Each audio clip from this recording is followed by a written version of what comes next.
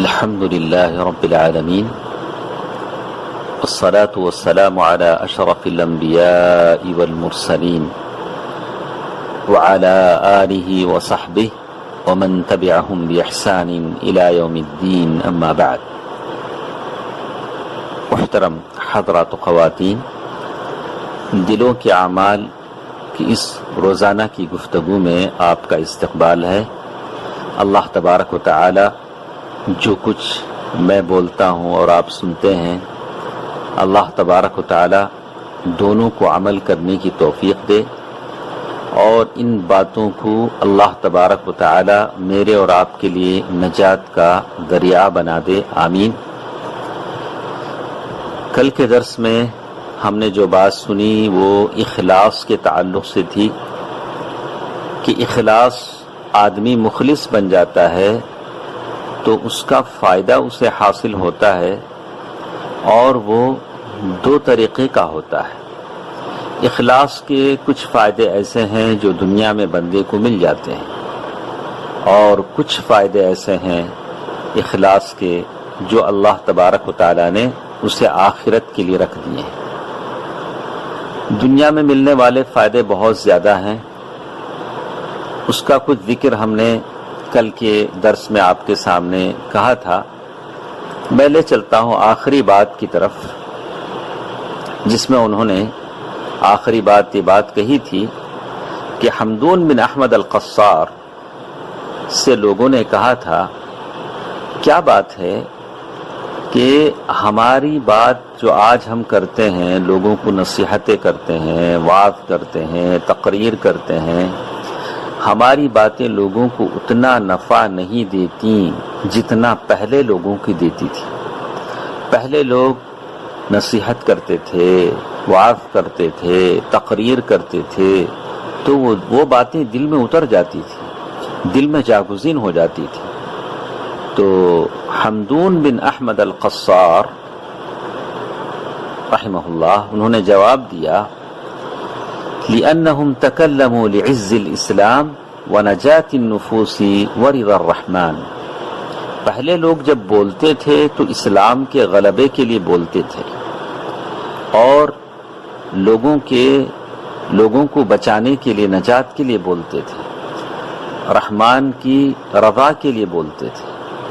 آج ہم جو بولتے ہیں اپنی عزت بڑھانے کے لیے، دنیا حاصل کرنے کے لیے اور لوگوں کو اپنا بنانے کے لیے بولتے ہیں، اس لیے ہمارے باتوں میں وہ تاثیر باقی نہیں رہی.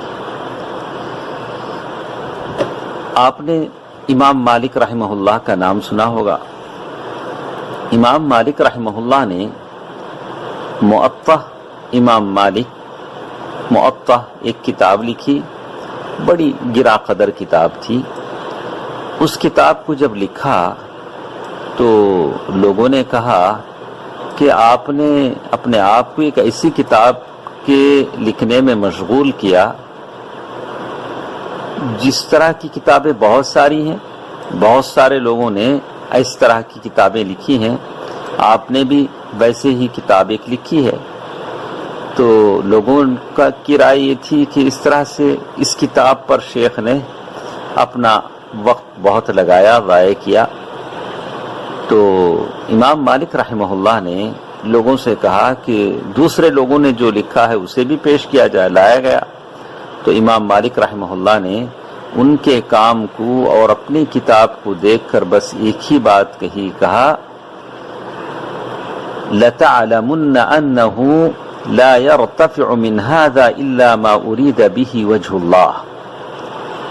کام ان کا اچھا ہے یا میری کتاب المعطا اچھی ہے، ان دونوں کاموں سے صرف اللہ کی رضامندی جس نے چاہا اسی کا کام اچھا ہے، اسی نے اچھا کام کیا. اسی لیے ابن عقیل الحنبلی رحمہ اللہ اسحاق الفیروز آبادی کے بارے میں لکھتے ہیں کہ وہ کسی فقیر کو بھی کچھ بھی دیتے تو اپنی نیت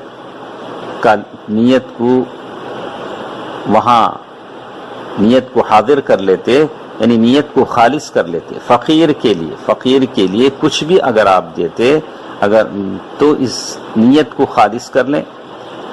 اور کسی مسئلے میں گفتگو کرتے تو اللہ تبارک و تعالیٰ سے مدد چاہتے کہ یا اللہ اس مسئلے میں مجھے ثبات قدمی عطا فرما.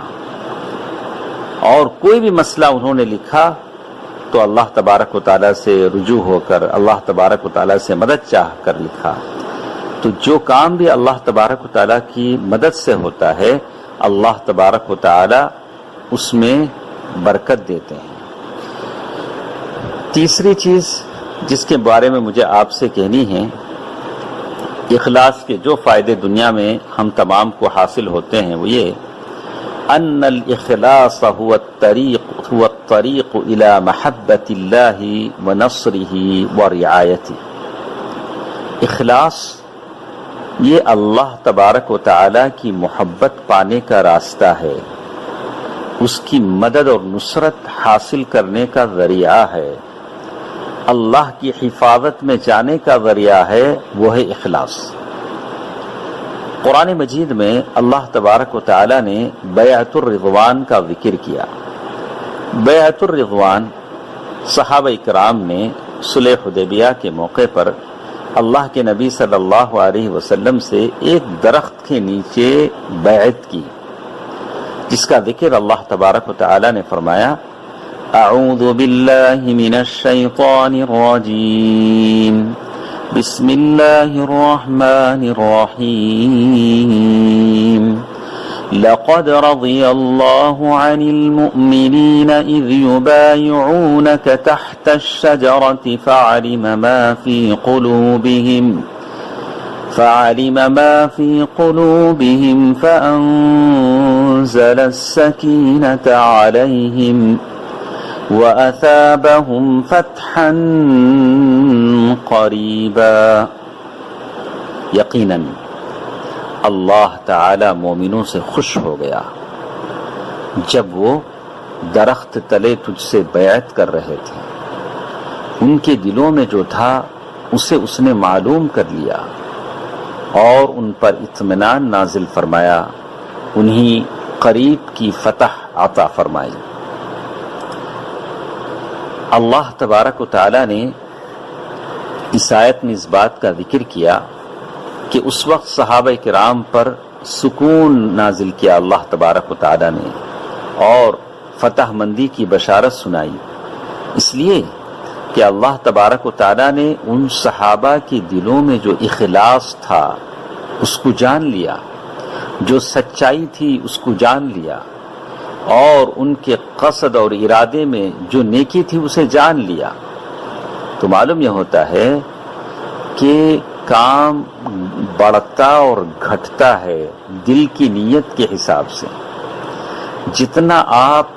جتنا بندے کا اخلاص بڑھتا ہے معاملات میں اللہ کی مدد اور نصرت ویسے اس کی نازل ہوتی ہے. دل کو اطمینان مل جاتا ہے اور دل کو سکون مل جاتا ہے جب دل میں اخلاص کی دولت ہو. اللہ تبارک و تعالی نے یہی بات کہی فَأَنزَلَ السَّكِينَةَ عَلَيْهِمْ وَأَثَابَهُمْ فَتْحًا قَرِيبًا.